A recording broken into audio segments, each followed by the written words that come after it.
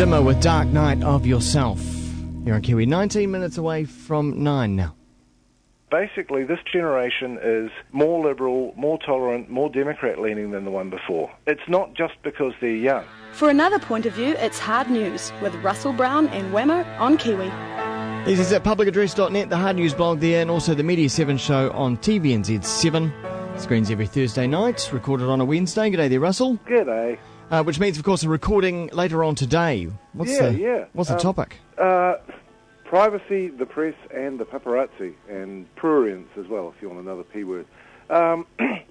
We decided we wanted to look at some of these recent cases, including, of course, the Ali Moore dummy spit on breakfast. Yes. But to try and put it in a more useful context, and we've now got the Law Commission's latest instalment in its papers on privacy that points towards a curb on the freedom that media have to use cameras and take pictures of other people in public, which is kind of interesting. The Broadcasting Standards Agency has mused about much the same thing.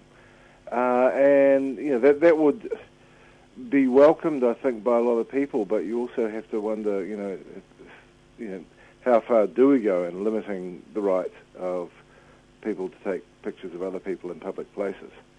Yeah. And of course, the other backdrop to this is in Britain, where an MP's Select Committee inquiry has come back on the News of the World phone hacking, and man, are those MPs angry. Well, this was an inside job, though, wasn't it, do you think? What's that? The actual phone hacking. There was someone who was already involved with News of the World that ended up being sort of on the inside. Yeah. But, I mean, they were, you mean Andy Coulson, who's the chief media advisor to David Cameron. That's right, yeah. Who's the Tory leader. That's all gotten a bit embarrassing. They're trying to maintain the position that Andy Coulson, who was editor of the News of the World at the time a lot of this stuff went on, didn't know about it. And I think that's preposterous. But he obviously had some kind of links in there somewhere, didn't he? Yeah. But actually the really interesting thing is that The Guardian, which broke this story, is almost the only media organisation taking this seriously. And a lot of other news organisations have just buried it because they don't...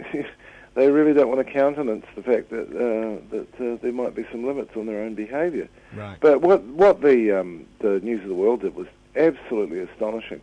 They basically hacked people's text messages and voicemail. Yeah.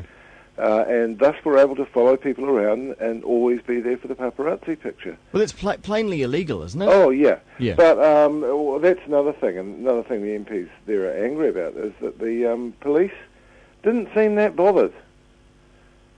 Whether they thought it was just some celebrities who could look after themselves or what, even though there were members of the royal family subject to this, but the police in Britain had been incredibly slack on this, and the Press Complaints Commission over there has not really taken it very seriously either. But it's astonishingly evil and intrusive, and we've never seen anything of that nature here, and I hope we never do. Yeah. But you've now got both the BSA and the Law Commission saying, hey, look, with the electronic tools that are available and digital cameras and that sort of thing, maybe it needs cranking back a bit. And I think there'll be some resistance to that if it comes to it. Well, I think there'd also be resistance as well because I think the industry here would probably think that it could self-regulate itself because it's so small. Yeah. Everyone knows everyone else. Yeah. And if someone's misbehaving, he's going to get wrapped over the hands internally. Yeah. On the other hand, though, we have had the Ali Moore thing where she's accused Sarah Henry, the editor of Woman's Day, and other people at that magazine of having a paparazzi photographer follow her for some weeks, which actually doesn't appear to be the case. But whether that makes it okay is another question. And this idea that if people do start to play that game and they take the check and they get the celebrity covers on the women's magazines, have they made some sort of Faustian pact? And they don't have their privacy anymore. That's right. And I think there's a reasonable argument either way on that. Well, particularly in this scenario where she was all over one magazine, it was all a proper photo shoot, and the other magazine didn't get that photo shoot, so decided to do the paparazzi shots. Yeah, which happens quite often. Yeah. And you've really got to be pretty dedicated if you are at that level of presence on TV. You've actually got to be fairly dedicated about staying clear of all that stuff. John Campbell, I think, is the outstanding example of someone who has done that, who has refused to play that game. There was, I can recall when I was doing the listener column, the media column in The Listener, I can recall the Woman's Weekly came into possession of some pictures of the family, including the kids, and he went ballistic.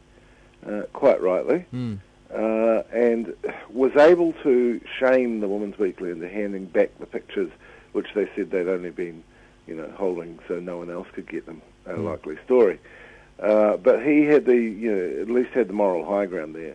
No one could say that he'd ever cravenly used the celebrity press because he just hasn't. Yeah. So it should be an interesting one tonight. We've got Mary Lambie on, who has actually sold stories, and I think it's great that she wants to come on and talk about it. She's got quite a sharp angle on it. Law Commissioner Professor John Burrows, QC, who will have learned things to say, and David Cohen, who wrote quite a good column in NBR about the Ellie Moore thing last week. So I think it'll actually be a good show tonight. Screening tomorrow night, recording tonight. Yes, I look forward to that. And just getting back to England, it's all sort of interesting what's going on there at the moment with photography as a whole, especially in London, where you're not allowed to, or you are or you aren't, but there's a bit of a mystery around whether or not you're allowed to pull out your camera and take photos of important monuments around the city. Oh, right, I hadn't caught up with that. Well, there was a protest, a protest recently in one of the main squares there in London where everyone pulled out their cameras and were taking photos in public. But there's the odd occasion where if you're taking a photo of a building, a bobby might approach you and say, "No, put the camera away," or wipe the photos you've just taken. It's all under anti-terrorism legislation. Yeah, I can believe it. I don't know, the way they've surrendered long-held freedoms in some cases in Britain is kind of alarming, actually. Yeah. Look, this is someone standing in a public street. They are allowed to take a photograph. Yeah. Of a public building. It's funny because it's one of the most, the big brother cities in the world, isn't it? With all the surveillance going on there as well. Yeah, and it's under hugely heavy surveillance, which doesn't actually. It may help you catch the perpetrators afterwards. Doesn't tend to stop crime at the time. The research says that it doesn't actually do that. So.